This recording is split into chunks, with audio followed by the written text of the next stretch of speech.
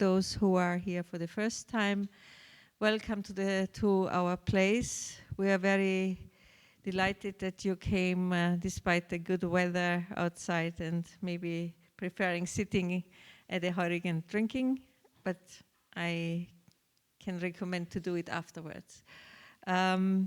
We have a very distinguished panel tonight, and I am extremely grateful to the Center for Liberal Strategies in Sofia and its chairman, Ivan Krastev, and the director, Anna Ganeva, with whom we have a long-standing working relationship and friendship on many programs that we did in the last 10 years or so, I think, even more.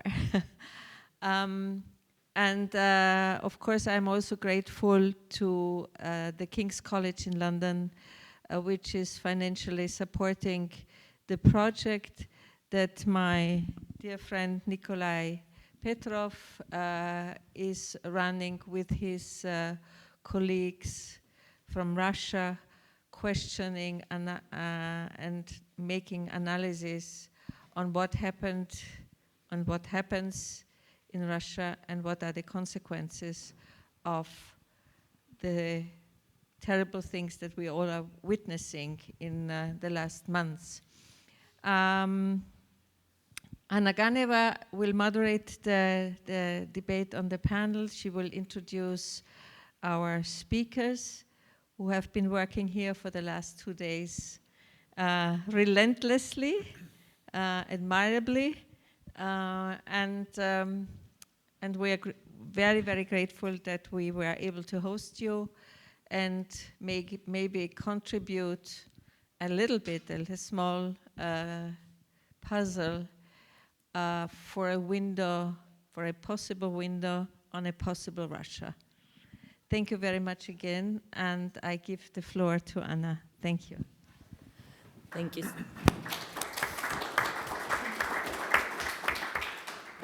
Thank you so much, Gertraud. It's always a pleasure being at the Kreisky Forum. It's feeling at home. And it's so great to finally be able to have events in person. Thanks for all of you for coming. It's been tough pandemic years, and we hoped something very bright is ahead. And unfortunately, instead of that, we are here today. I wish we were here to discuss how the war was avoided or how the war ended. Unfortunately, we will have to focus on what happened to us on 24th of February. The world there will never be the same. The unthinkable happened, war in Europe, and challenges for devastation for Ukraine and Russia, but also such challenges to Europe, the West, the whole world, with famine coming up, with grain delivery stop, with fertilizers or energy prices rising. So a huge set of problems ahead.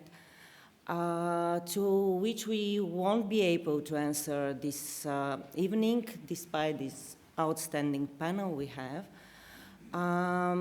The $1 million question is how and when the war will end. Unfortunately, we won't be focusing on that one. We'll be focusing on a less expensive one, on how and why the war started, what actually made this unthinkable event happen, what in the Russian system made it possible. And to start, among our distinguished experts is one person that is probably the best to explain us how Russian system thinks, how the system operates. The person at Carnegie who was the renowned expert on regions, the one who knows about different places in that vast country. Nikolay Petrov is now with the Chatham House, but is leading a truly interesting project on how decisions are made in Russia, and I hope he will elaborate on that a bit. Thank you so much, Anne. As perhaps you can understand, I cannot demonstrate this kind of greatness, but I'll try to do my best. I'd like to thank Bruna Kreisky Stiftung, as well as Center for Liberal Strategies, who made this our meeting possible. And at the beginning, I'd like to say that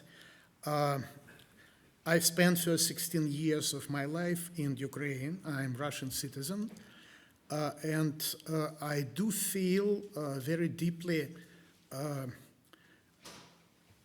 involved and suppressed by what's going on in the country, where I do know all these geographic names, where my childhood took place, and now it's the theater of military actions, and my own country and the president of my country are responsible for doing all these terrible things. We spent 2 days discussing how decisions are made in Putin's Russia. We did start this project a while ago, and that time there were no ideas how it could lead at the end. But I'd like to say that decision we are discussing now looks very different from what Putin was making until February 24. It's huge risk for him personally and for Russian political regime. It's irreversible, and he was trying to avoid irreversible decisions, and perhaps it will lead to the end of Russia's political regime. And it's very important to understand whether we can somehow explain why it did happen in a way it happened.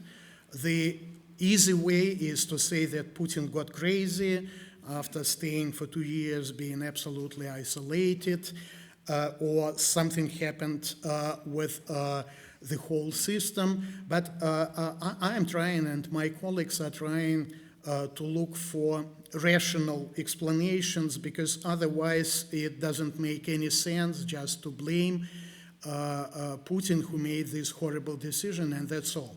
And I would see both reactive and proactive elements in the decision made. When speaking about proactive elements, we can see that Putin was preparing and was starting, confrontation with the West long ago. And in my view, certain preparations for the decision made this February have been made in the past, when Russian management became a kind of mobilization management, and when the possible aggravation with relations with the West was already taken into account by Russian government. When speaking about reactive, I would say that we should look at how relations were developing between Russia and Ukraine, Russia and the United States, and the West in general. And it looked like 2021 was the year when these relations were developing in a very dangerous direction. So when saying that there is a kind of reactive component, I do mean that, in my view, it was possible, if not to prevent what has happened in a way it happened, then at least to try to do this. When explaining how it could happen that the person and the system which was making more or less rational and very well-balanced decisions all the time in the course of 22 years, how it could happen that this horrible decision and very risky decision has been made, I would say that, first of all, there is degrading of system of decision-making in Russia, and it could not develop in a different way due to the fact that there are fewer and fewer political actors who could somehow participate in making these decisions. And this is not entirely due to the isolation of Putin, who is authoritarian leader of the very personalistic authoritarian regime and who took responsibility for this decision. What is important, I think we can speculate for long why exactly that time and how exactly this decision was made, but I think it's more important to understand not that much who did participate except for Putin in making this decision, but to understand who did not participate in making this decision, because it tells us about how the system is designed. And we can say that military, and Dmitry perhaps will elaborate more on this, did not participate in making this initial decision, initial move.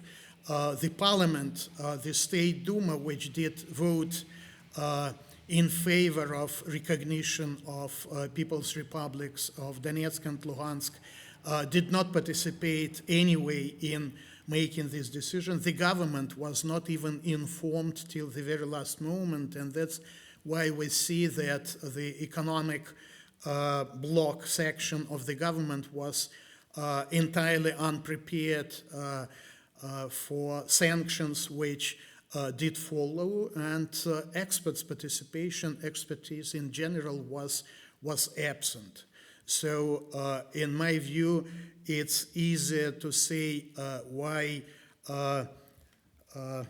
well, not exactly this kind of decision, but why similar mistakes were not made earlier than to say that the system operates in a rational way and it should not make mistakes like this. And I think that it's very important to understand that Russian political system, Russian management system is organized now in such a way that it doesn't have any foolproof mechanism, it doesn't have any checks and balances, and certain decisions can be made by only one person who is perhaps in more or less good mental health, but it makes the situation risky not only for Russia but for the rest of the world as well.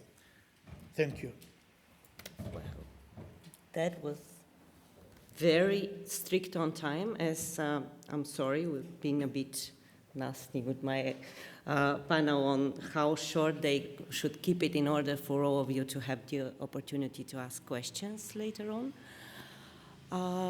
So, moving on, speaking about war, of course, first to come in mind is to ask about the military. But Dima, so the hope for a quick victory, the 3 days maximum, why that didn't work? What was there? Where was the mistake? Stepping on what Nikolay just said, that the decision was not made by the military. How the decision was made there. So if you could elaborate a bit on that, and also if you could do some parallels with previous crises, with being Crimea, Donbass, how actually the military response worked before this crisis, and how do you see the development now? How? Sure. So just 1 second I'm sorry, to explain why I'm asking all these questions to Dmitry. Dmitry Gorenberg is, if one should be the best military expert on Russia today, that would be Dmitry. He is with Harvard's Davis Center, and also, I'm sorry, because I always keep forgetting, the Center for Naval Analysis. And widely published, and please, Dmitry, share with us your thoughts on the subject. Sure. Thank you very much, and thanks to the Kreisky Forum for hosting us. I should say that I'm from the U.S., so I have a little bit of a U.S. perspective, and I also focus on military and foreign policy, so I have a little bit of that bias as well, as opposed to maybe a more domestic politics. So I want to say a few words about the big question of why the invasion, and then I'll talk about the military aspects.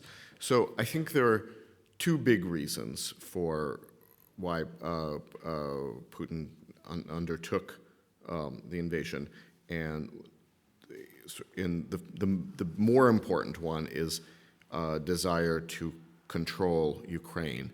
And I don't mean, sometimes people talk about, reconstituting the Soviet Union. That's not what I mean. I'm thinking more in terms of Ukraine as a client state, sort of parallel to, let's say, Belarus or something like this. And we've seen this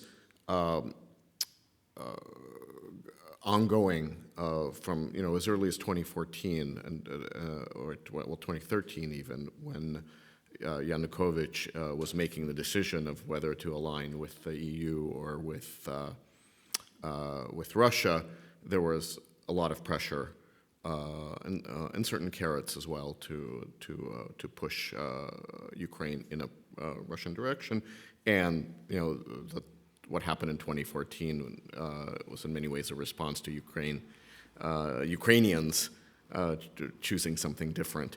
And so we see this again. This is an ongoing issue for Putin, and we see this in some of his writings, even last summer, where this line is made quite clearly.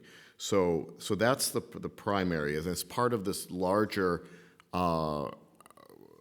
Russian foreign policy goal of that's been consistent that even preceded Putin, even under Yeltsin for at least the second half of his presidency, of maintaining a sphere of influence in the former Soviet Union.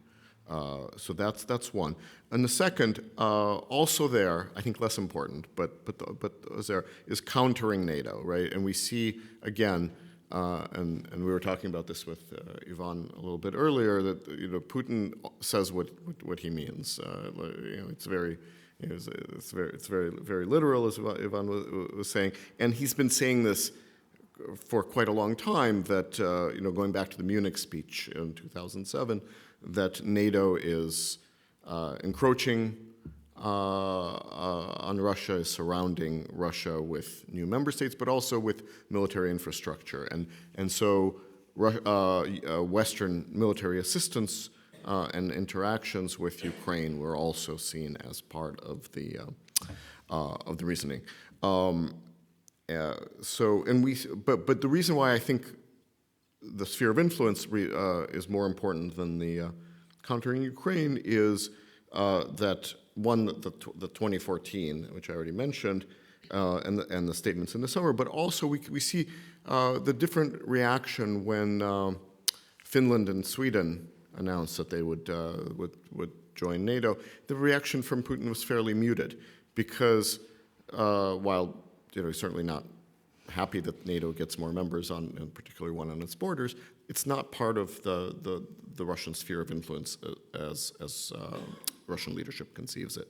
So that's sort of where I'm coming from. I don't think the one other factor that sometimes is mentioned is domestic factors trying to increase popularity. And I know within our group in the larger project we have some disagreement on this, but I, as again biased from the foreign policy perspective, I don't think that the domestic factors are that important in this case in terms of Russian, increasing Putin's popularity or something along those lines.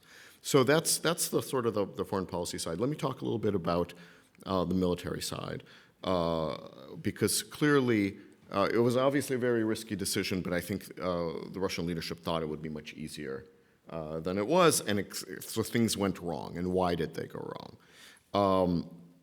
So first of all, this was, the military was consulted to some extent in terms of the sort of the tactical plans, but they were not. They did not have a big role in terms of the strategic plan, and this is part of the problem. So the initial plan was too ambitious. There were just not enough. Russia did not have enough ground forces, literally, to do all of the things that the leadership told the military to do. So attack from all directions at once and all this. So it's kind of a bad strategy, just from the largest perspective. There was also, as Nikolay mentioned, the military was not informed, so there was this kind of attempt to surprise, in a way, that undermined effectiveness because the troops didn't really know what they were doing. They weren't prepared properly to go and fight in many cases. Some were, but most were not. And at the same time, this attempted surprise also didn't work because the plans were uncovered by U.S. intelligence, and we've seen more and more reporting on this just in the last couple of weeks, that the U.S. intelligence had kind of found out what the overall plan was in terms of the lightning strike on Kyiv, and had shared that information with the Ukrainian government so that element of surprise was actually not present, and that also undermined the effectiveness.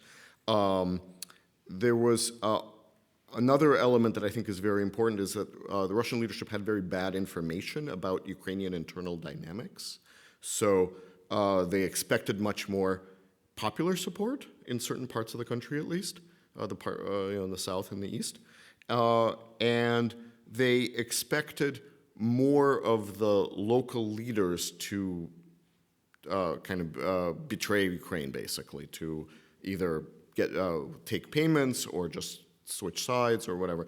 And it happened, it happened in a way in some places, in Kherson most notably, but mostly it didn't, and that significantly slowed the advance. They also expected Zelensky they didn't expect Zelensky to be quite as charismatic and brave as he was, so that I think was also a factor in terms of galvanizing Ukrainian resistance. The Russian military was not as good as advertised. There were issues with training. I'm not going to go into details now, but I'm happy to elaborate if anyone has questions. With training, with coordination across services, things like that. There were obviously morale issues, which had to do with not being prepared, and so there were a whole host of issues with the Russian military not performing as well. On the other hand, the Ukrainian military performed better than expected, at least by Western analysts, right? So and part of that is, again, morale issue. They're defending the homeland, but part of it is that they had been fighting in Donbass for 8 years, and so they were more battle-hardened in some ways than the Russian troops. And so that whole combination of reasons speaks a lot to why the initial operation largely failed. But they seem to be, if you read the media, it seems like the Russian military may be doing a little bit better now. Why is that? They have somewhat more realistic war aims. They're just focusing on one fight in one place. It's in a more advantageous terrain for them. And also the Ukrainian military has been, they've been fighting for, some months now, and so they've taken some losses, and they have, so there's some element of, some weakening by the Ukrainian military as well. I'm kind of going through this quickly, but again, there's a lot and questions. There's a general, in terms of what happens next. I'll end on this. I suspect that it's going to be a long war. I don't see an ending anytime soon, because right now the Russian forces are gaining slowly, but nonetheless. So they think there's more advantage to be had by continuing to fight. The Ukrainian forces, the Ukrainian side is getting more modern weapons over the next, now, but also coming. and so they think that a counteroffensive might be more possible over the summer. And there's this imbalance where the Russian side has a big, certainly in March and April, had a big advantage in weapons, but relatively few people, and Ukraine had the opposite. But that is closing because as Ukraine gets more modern weapons. So there is this perception on both sides that they could still gain, and that means continuing to fight. So I'll stop there and happy to expand on most of these things in Q&A. Yeah. Not a very optimistic note, No. the long war. Afraid not. Well, having a war going on, we keep wondering why support for Putin in Russia is so high, and how is that possible in such a situation where you would expect, with all the losses and also the economic challenges facing by the Russian society, not only the military losses and human lives. Kirill Rogov is one of is a political analyst, a journalist, work with Gaidar, so knowing about the Russian economy, where I hope he will also elaborate on that later on, but mainly focusing on public opinion in Russia. And I hope he will let us understand how, where there is a war, the support for Putin rises, and will that be the trend, or hopefully there is something else behind, and how in authoritarian regimes these opinion polls work or don't work? So hopefully you can share some light on it. Yeah, thank you. And thank you for Bruno Kreisky Forum and for this opportunity. And really it is that my last project deals with the public opinion in Russia and public opinion under authoritarian regime and during the war. And this is a very interesting and big problem because mostly we suppose when we see polls results that it is public opinion, 45% for this and 35% for this, and this is public opinion. But in fact, we don't know if it works and how it works in different opinion climate under different institutional arrangement. So what happens in opinion polls when it is under democracy and under authoritarian regime? Because under democracy, when we are asking people, they are mostly saying, I support this view of the situation from those politicians, or I suppose the view of the situation from those politicians. But what people are doing under authoritarian regime when they have not this choice of different views, and they have not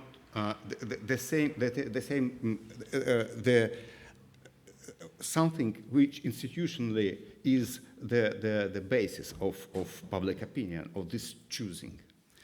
So, and this is why for me and I think for researchers, for political science, is the big problem that we suppose public opinion polls and the results to be the same thing under authoritarian regime as we see them under democracy.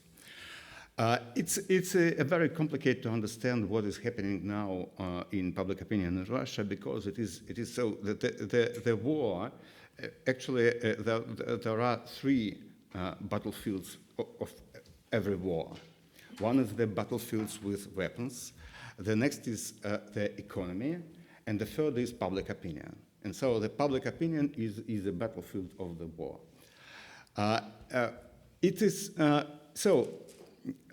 There are several ways how public opinion results are are biased under authoritarian regime. And we know the different models which explain it. There is a model of preference falsification, for example, and it says that people under the threat of some repressions, they start to falsify their views when we're speaking with posters as well. And so there is some bias, and actually we have some polls in Russia now in these last 3 months that demonstrates that it is about 15% who are maybe falsify their view, their preferences, speaking with posters. Because there are some special experiments in sociology, in polling, how to know this. And it is about 15% probably. The other problem is the so-called supermajority effect. So in authoritarian regime, the authoritarian regime always persuading people that supermajority is supporting the government, the leader, and that is it also bias it also damage and make different result in polling.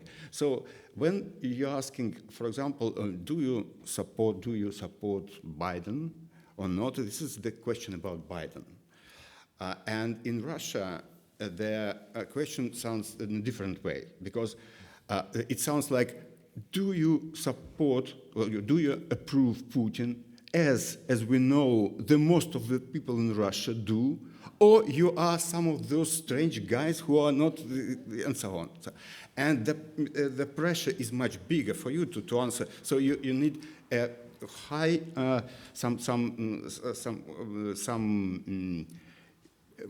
very high resistance to answer in this way.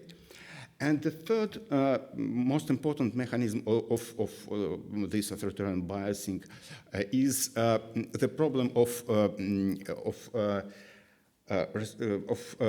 response rate. You know that actually the pollsters asking people to answer their questions, but not all people agree to answer. Yeah, they're busy and so on.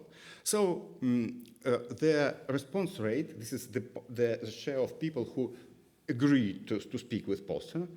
Usually it is, normally in all countries, it's about 30%, for example. Maybe it's higher, it's more expensive for polling agency.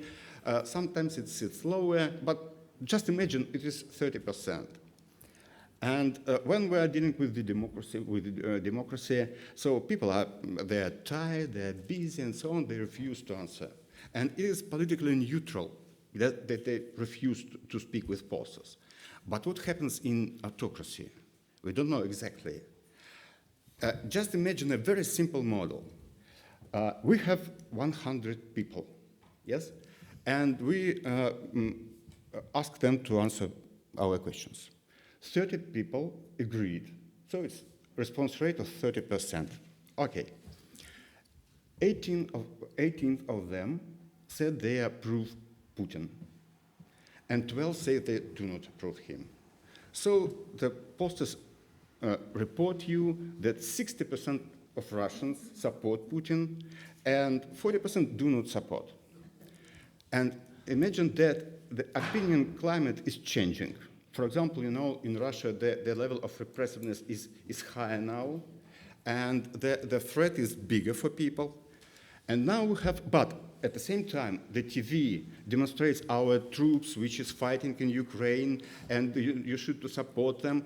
So one part of population is mobilized by this propaganda. The other one is threatened by the repression, higher repressiveness, and by those arrests and so on.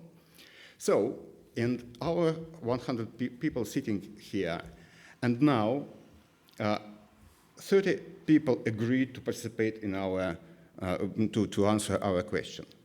But among those 12 people who were not supporting Putin, now only 6 agreed to speak with us. But among those people who were supportive for Putin, yeah, and now they saw the TV about Russian troops and so on. They're much more enthusiastic, and there are 6% who didn't agree to speak with us previous time, agreed. Now it is 6% who are not supporting people in this group, and 24 who are supporting Putin. And pollsters are saying you, now the support for Putin increased to 80%. But nothing changed, yes?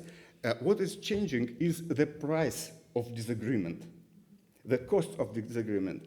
And then and this is the reason for redistribution between two groups, answering and not answering. So it's very complicated to understand and to measure to what extent it happens this way I describe you. What we can say now about, so what is the main idea about the main result, the main conclusion, how to deal with the polling, with polls results in under authoritarian regime? The idea is that they are meaningful, but you cannot say that this is the absolute amount. So when we are looking at, for example, results for Putin's approval, we cannot say how much people approve Putin, 80% or 60% or 50%, because of these biases, and we cannot measure it. But what is important, we can see in the results the trends. The trends are, they are reflecting more or less adequately. So what can we say in general about the situation in public opinion? We can say that there is a big group of which is supportive for Putin and for his war in Ukraine. We don't know exactly how big it is. Maybe it is 25–30% of the population. We cannot say exactly. Among those who are speaking with posters, not the total population, it is those who agreed to speak with posters. We can say that about 50–55% are usually supportive for this war and military operation, as they call it. About 15% are those who are saying they support it, but when we use these list experiments, special experiments to understand the preference falsification, we see that they are actually not very supportive. They feel some discomfort about this support, but they are saying they support for the direct question. Yes, and we have about 25% who are among those who agree to speak with posters, who are saying they do not support. We cannot say it's not the figures. We can say that this is the figures about the whole society because of this another bias of responsibility of response rate.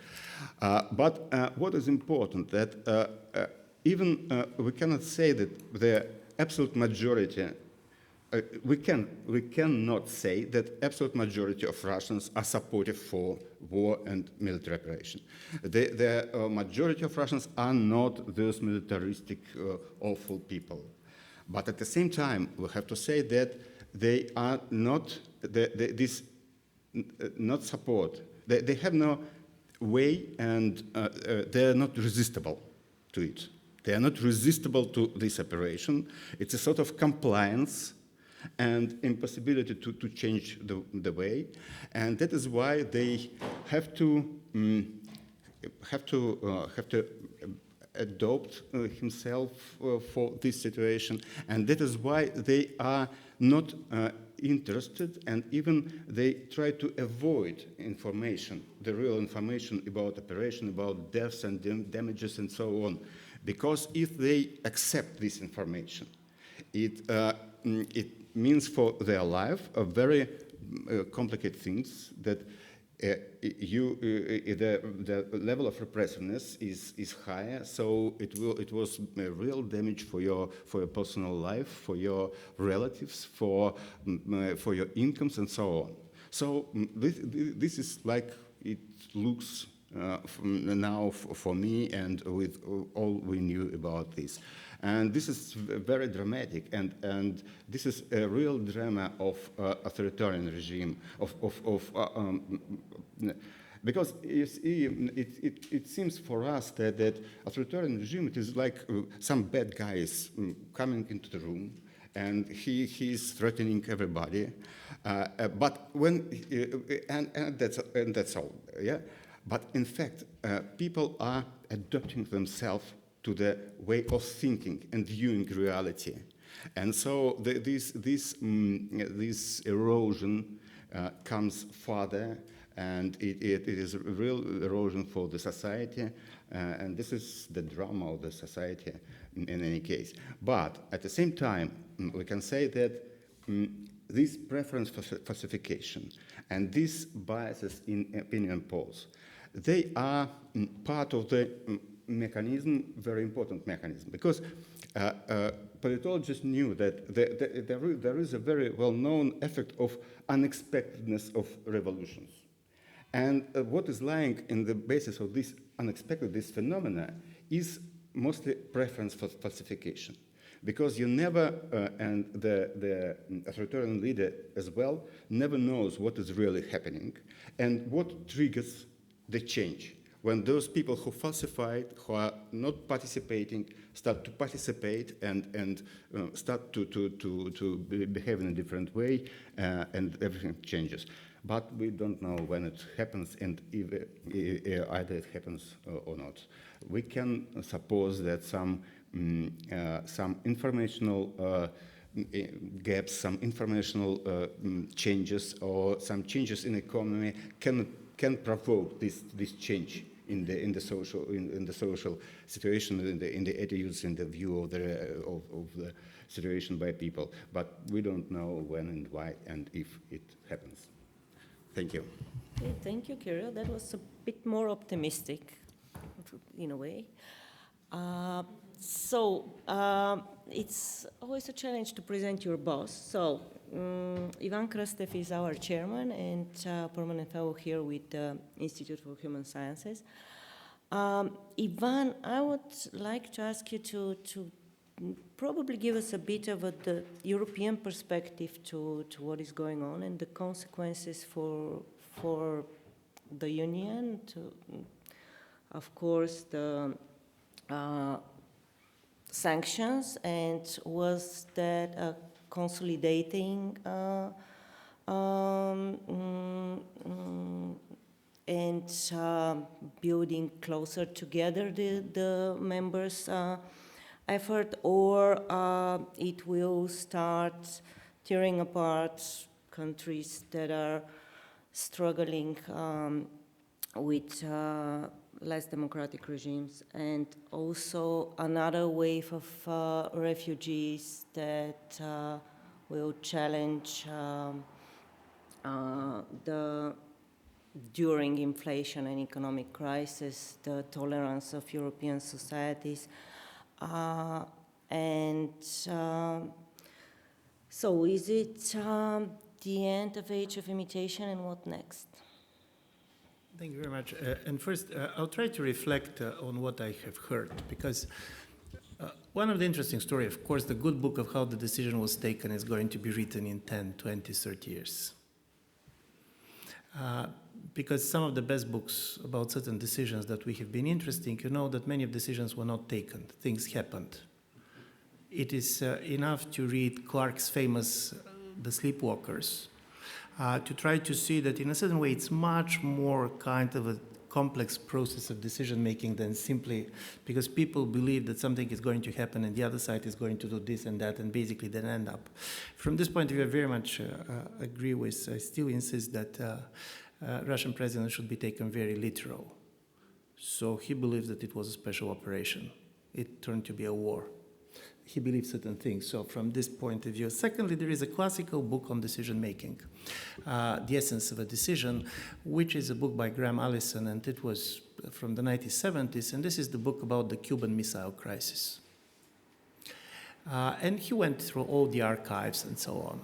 And you see very small details that can change a decision. For example, at the moment when the decision was taken, a very popular book in the United States was The Guns of August. This was the book about the beginning of the World War I. And on the basis of the interviews, it was said that when President Kennedy was basically offered the possibility to use nuclear attack, he said, I don't want to end in history starting an accidental war. You can say that if he has been reading a different book back then, he could have a different reaction. I'm saying this because normally we try to explain every war as inevitable. When something happens, we believe that it should have happened. And the first thing is that we always believe that authoritarian regimes tend to go to wars. And to be honest, it is not exactly the case. This is much more governments in transition from authoritarianism to democracy or democracy to authoritarianism that start a war. I mean, this is statistically. Democracies don't tend to fight much, but classical authoritarian regime fight less than this type of a regime changes. So then if we try to listen to this, what are the levels in which we try to understand why all this started? I'll try to come with 3 suggestions and then try to answer what Anna said. The first is the worldview. We're always thinking about decision being taken in 2 months or 3 months and events. But there's something that we know about President Putin and basically Russian regimes that is quite stable, that is well documented. And therefore, in my view, major convictions, was the context in which the decision was taken. The first is the Russian president deeply believes that West is in decline. Cultural decline, military decline. Is it true or not true is a totally different question, but he believes it. Secondly, it's enough to read the piece that he wrote, 7,000 words in July of last year, telling us that Ukrainians and Russians are the same people, and he wrote the piece, not simply signed it. You know that also he believed that Russians and the Ukrainians are the same people. It turned out that the Ukrainians don't believe it, but this is very important for decision-making because this is on a much higher level. It's not based on the information that you're getting. It's not based about being misled or not. This is the third level, which in my view is also critically important, and this is, he believes that confrontation with the West was inevitable. And this goes from his speech in 2007, where basically he believes that Russia is not giving its place in the world that it deserves, that basically the end of the Cold War was based in a moment in which Russia should be totally marginalized. When you have this kind of set of beliefs, they're very much coloring the way you're receiving information and getting information. Listen, it makes a difference if you're inviting somebody to a theater, if you believe that the person likes you or dislikes you. You're going every kind of a sign to be read differently. And also I deeply believe that normally the politicians make their decisions on their previous experiences. So we're never going to understand why the decision was not taken if we don't know that Crimea worked in the way it worked. It was beautiful. Nobody died. You have a territory that you've taken. Your basically support went to the sky. So in a certain way, when you try to do something, you're trying to repeat something that helped you the last time. And also, as a result of it, in my view, it's critically important also to go beyond some of the cliches that we created to ourselves. One is that he was totally misinformed about the state of the Ukrainian society, and this is why he made this mistake. While the American intelligence was absolutely right that he's going to start the war, how he will start the war and where he was attacked, because the American intelligence was very much based on the electronic intelligence, so they were basically intercepting the communications between the Russian military. The American intelligence was sharing the Russian information that probably Kiev is going to be sustained for 2 weeks. This is why the advice to President Zelensky was to leave the country. Not to leave the country, but to move from Kiev to Lviv in a kind of a better protected place. Why I'm saying this? Because in a certain way, one of the most important things that happened and that make what we see today totally different than the case of Crimea was the reaction of the Ukrainians. You're asking me about Europe. If the Ukrainians were not fighting in the way they had been fighting, our reaction was going to be very different. We're going to be outraged. We have been outraged also in 2014. This was a violating of borders. They took basically a part of a foreign country. And even talking about Crimea, Donbass, basically, you have a separatist movement. But what is happening and what is not easy to be in any way simply analyzed is how societies react in a moment of a major crisis. This is my interpretation, which is very psychological, but Ukrainians were very much humiliated by what happened in Crimea in 2014. They felt humiliated that they didn't fight back. They didn't defend their place. And there is a moment which I like to quote because of the colorful nature of it. Of all the Ukrainian ships that have been then surrounded by the Russian Navy in Sevastopol, there is only one that decided that they're not going to surrender immediately. And when basically the Russian Navy said, listen, you should surrender, otherwise we're going simply to destroy you, the captain of the ship said, we Russians do not surrender. No, I'm telling you in order to understand that in a certain way, this is a slightly, but because of it, for the Ukrainians, fighting back was critical. And this was this famous phrase of Zelensky that I don't want a right, I want an ammunition, that is changing the situation to the extent that no intelligence service can easily predict. On the eve of the war, support for Zelensky was around 25%. Mistrust to the government was very high, particularly in eastern provinces. 40% of the Ukrainians said that they were not going to fight if there's going to be a war. So this is about polling. Opinion polls were there. And interestingly enough, why basically both Russians and American intelligences failed to anticipate what happened? Because normally they're verifying their information with each other. Normally Russians believe that something is verified because they're seeing what is the American analysis, and the Americans are trying to verify, trying to see how the Russians read it. And in a certain way, you go in this type of a story in which, at the end of the day, they have been sharing this information based on opinion polling, based on certain things that have been telling. But this was not the moment, because there are moments, and people change. And people change on the level of many things that happens. It's a long history, but also this is a moment. And I'm saying this because when we're analyzing things, we always try to come with a very strong structural explanations. But in order to understand how the things are happening, structural is important, but there is also this one. And to end this, of course, there is something structural. And the structural thing about the Russian regime is not simply that this is authoritarian, but it is highly personalized. Unlike the Communist Party of the Soviet Union, which had a very clear succession mechanism. You know, basically, when the guy is out, who is going to decide next, and whom they're going to elect, and so on, and this is for the Chinese Communist Party.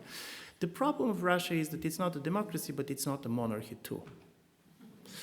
No, but it's very important compared to some other authoritarian leaders. President Putin never made the family part of the ruling of the country.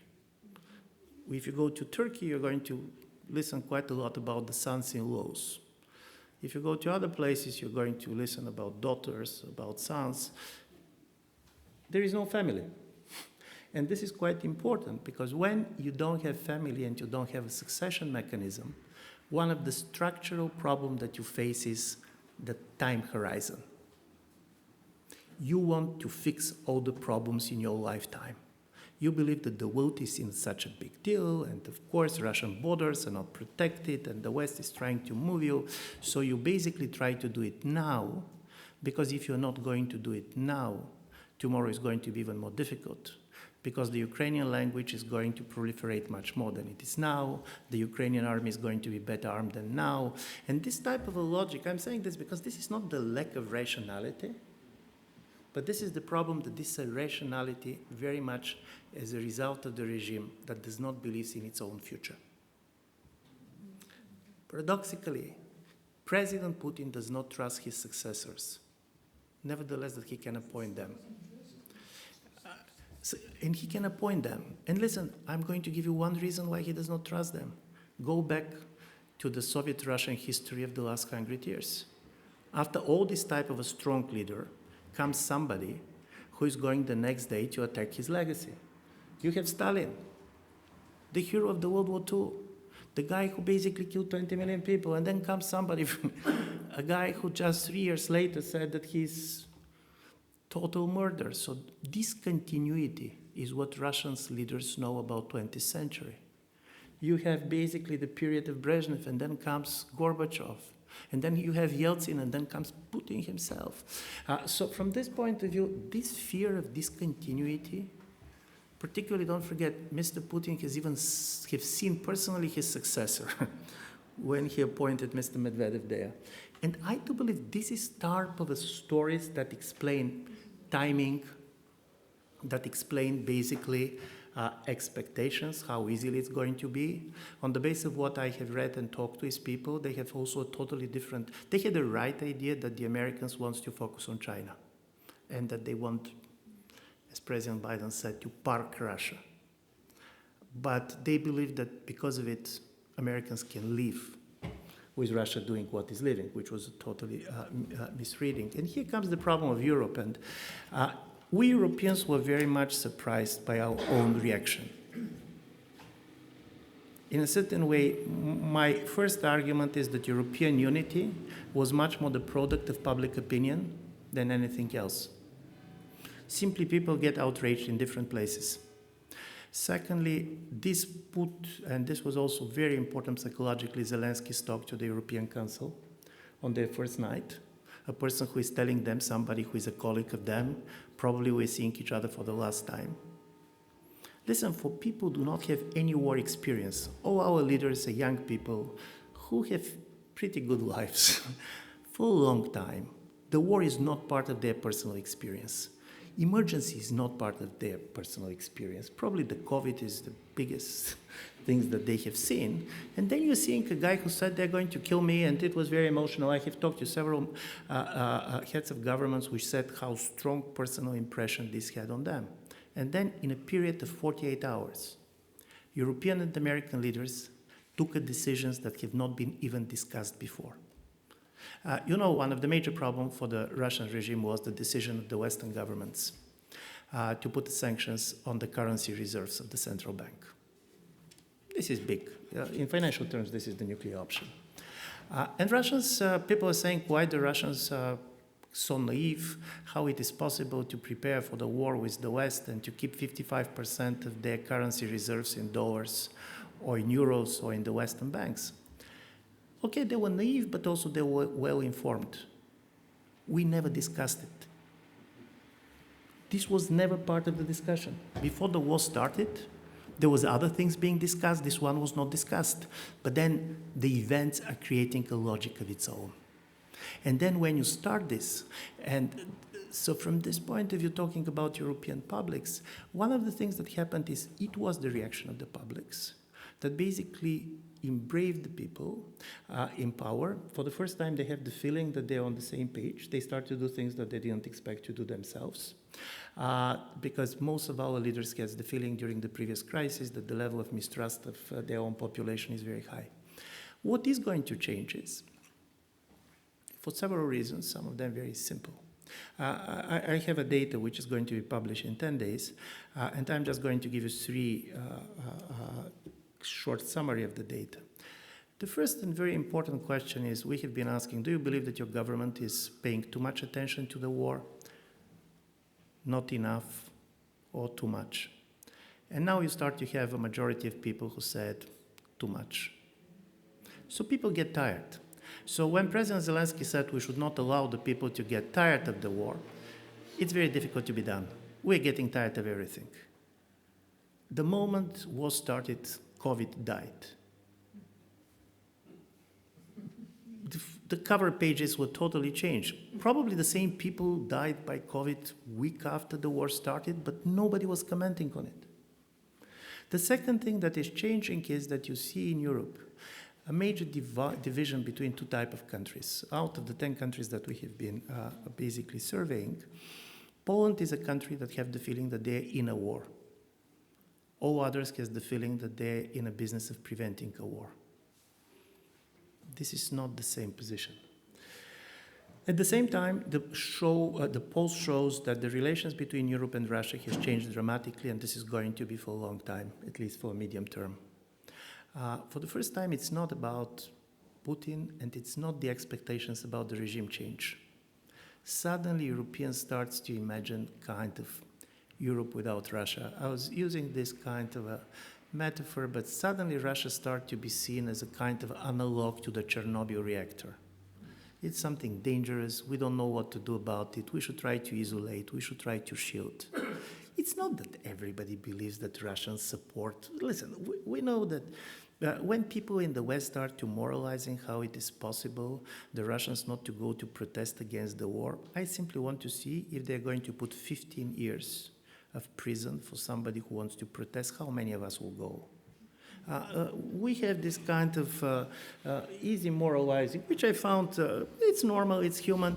And also what is happening, and this is quite important, is that in many respects, this is a classical colonial war. And the problem of the colonial wars is that what Ukrainians protest is that they has, for centuries, Russians has been telling who we are, or that we do not exist. But now, because of the war, the Ukrainians has the possibility to say, according to them, who the Russians are. And of course, in many respects, it's not fair. But you cannot accuse them of being very extreme, because when you're bombed, you're not about nuances. And particularly when you're bombed by somebody who speaks the same language, shares similar culture, it's much easier to go to the extreme when you're attacked by somebody who is very close to you. But this type of a perspective is very much going to be adopted by a lot of Europeans. And I'm going to end up on something that, in my view, in the long term is going to be the effect of this war, and this is why it's so important to have Russian speakers on these panels. President Putin hurt Russia outside of economic story, which I'm not going to comment, regardless of how the war is going to end up, on two things that were critical and are going to be very important for any post-Putin Russia. Nevertheless, it is authoritarian, democratic, good or bad. There were two pillars that were very important for the Russia presence in European mind, in European space. One was the memory of the Soviet sacrifice during the World War II, and this is dead.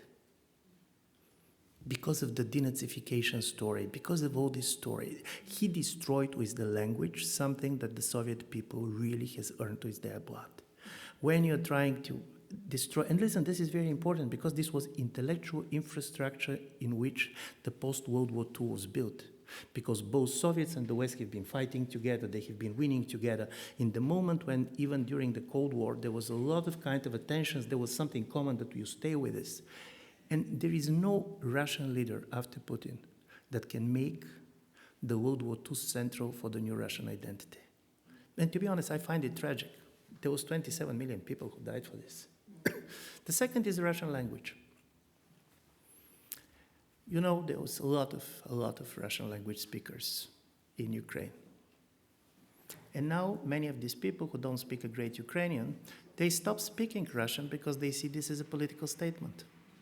As a result of these people who are talking about the Russian world, and President Putin is very much talking about the Russian world, he destroyed the major pillar on which the Russian soft power always was. And this was the Russian language, it was the Russian literature, which was critically important for European literature. Now you're going to have a generation of young people who are not going to study Russian. And this is the last thing that I want to end up. Paradoxically, I always believe that empires are born on the battlefield, but empires die in the bookstores. I have been in the Ukrainian bookstores many times in different years, and you'll go and you see that the Russian language section always was bigger than the Ukrainian language section, because more people, bigger market, you have this and that. And now I can imagine that at least for a long time you're going to have a Ukrainian bookstores without Russian section. And this is a major change. And I do believe when we talk about politics, what about talk this and that, this is important things that are changing, and they're going to affect people who even have not been interested in the war. So, but as a result of it, it's very important to try to analyze that and to see that there is a Russian perspective, which is not simply anti-Putin, and there is a lot of people. Listen, when people said that Russia is collective Putin, is Navalny collective Putin? So this type of generalizations are totally unfair. But now it is difficult to have a serious Russian debate of how Russian place in the world is going to be in the next 10, 15, 20 years. And this is why it was such a privilege to stay on a panel with people who are trying to ask these questions, because as somebody told me recently, it is hard to be Russian these days. By the way, this is the major advantage of small countries like Bulgaria. It's never difficult to be Bulgarian. Okay, thank you.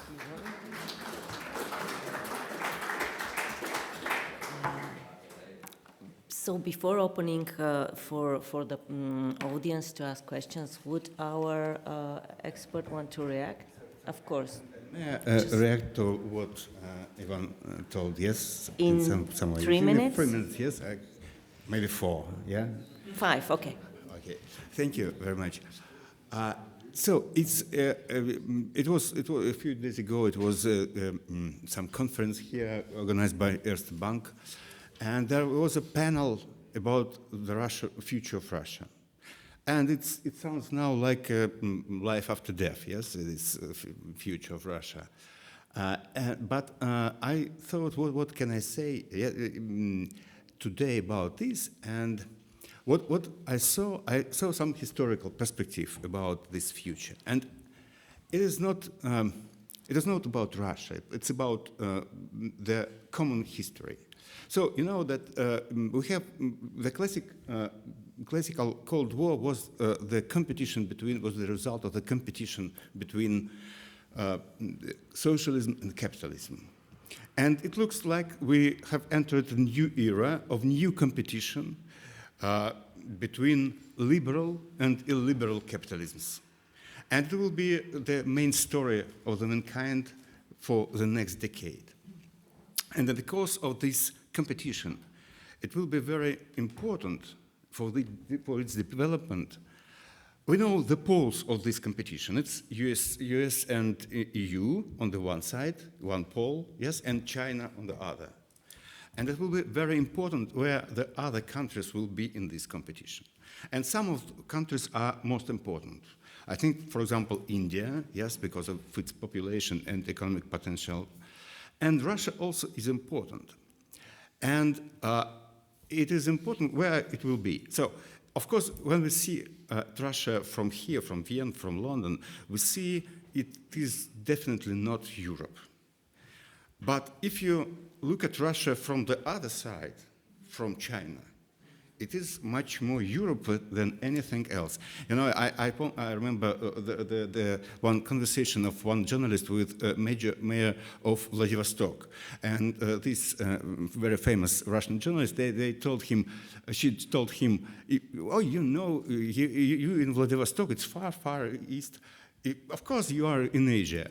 And he answered, you can fly to China and you'll understand in an hour where is Europe and where is Asia. Because from Japan, they come to Vladivostok to see the European city, how it is organized. And so, for me, what is my point? For me, this war is Putin's war, and part of Russia is part of this war against Ukraine. But I see the second war, the Putin's war for and against Russia. And this war is the leverage, an instrument to reshape and present Russia that is indefinitely is seen like a part of this camp of illiberal capitalism.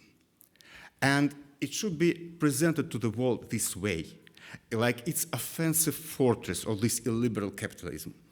But the aggressiveness of this step of Putin's this strategy, it is the result of the fact that it is not so. And there is a huge debate and huge doubt about what Russia is, if it is the part of this world of a liberal, of this camp of a liberal capitalism, or it's much more closer here. And this is the war within Russia, and the war with Ukraine is an instrument in this domestic civil war, in my view. I'd like to add just a couple of things, and I do agree with my colleagues that Putin is pretty much sincere when telling different things, and usually we can understand this only afterwards, after something happens like this terrible war. And let me just to remind you with regard to the article mentioned that Russians and Europeans are the same nation, there was the sociological poll made in Ukraine next week, and results were that 40% of Ukrainians did agree with Putin on this. And in eastern Ukraine, 60% of Ukrainians did agree that Russians and Ukrainians are the same people. It doesn't mean that they should live in the same state, but nevertheless, the same people. And it's very important, I think, to understand why Putin did make such a terrible mistake, because timing was chosen very well. There was a very weak American president. America is divided. There were no European leaders who could lead because Johnson had problems within Britain. Macron was looking for re-election. Angela Merkel left from being chancellor. And, well, all the West was disunited after the pandemic. So Zelensky was highly unpopular. And by the way, I think Zelensky is not such a good president because he did not manage to prevent the country from the war, and he could do something. He is great now, but he used to be not that good before the war. And the major reason, well, there are different explanations, like say FSB gave Putin disinformation, or they did steal money, and instead of preparing Ukrainians to collaborate with Russian army, they did take this money to the West and so on. The major reason, I think, that Putin does not understand that society, that citizens can act on their own. So his idea is that it's possible to deal with political elites, and political elites can manipulate, can manage their societies. And it could happen this time if only there would be no such a strong public opinion against this war. And I think it would be possible for Putin to make a deal just like it was possible in 2014. And this lies in depth of his heart. Any person from secret services cannot understand that something can appear regardless of either his or her will, or regardless of the will of their enemies. And this is clear Putin's understanding. Nothing can happen in Russia or anywhere else if only it's not staged by either one side or another side. Let's have questions. Okay, so before we open the floor for the audience, we thank all the colleagues who are watching online, and we will stop the recording.